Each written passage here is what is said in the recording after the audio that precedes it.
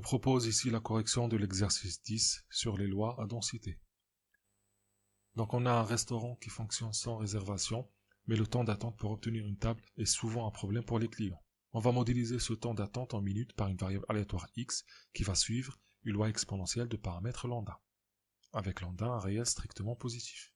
Une étude statistique a permis d'observer que le temps moyen d'attente pour obtenir une table est de 10 minutes. Première question, déterminer la valeur de lambda. Deuxième question, quelle est la probabilité qu'un client attende 10 à 20 minutes pour obtenir une table? Et enfin, on a un client qui attend depuis 10 minutes. Quelle est la probabilité qu'il doive attendre encore 5 minutes?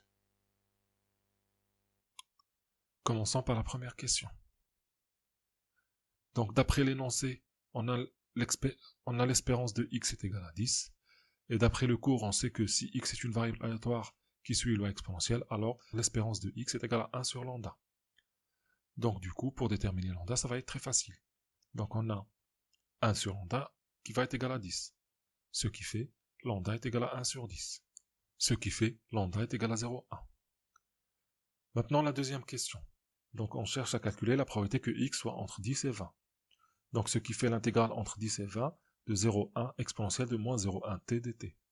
Donc, ce qui fait moins exponentielle de moins 0,1 t entre 10 et 20.